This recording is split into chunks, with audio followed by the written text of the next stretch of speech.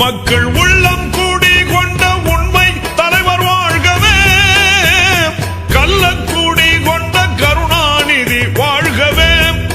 மக்கள் உள்ளம் குடி கொண்ட உண்மை தலைவர் வாழ்கவே, கள்ளக்கூடி கொண்ட கருணாநிதி வாழ்கவே.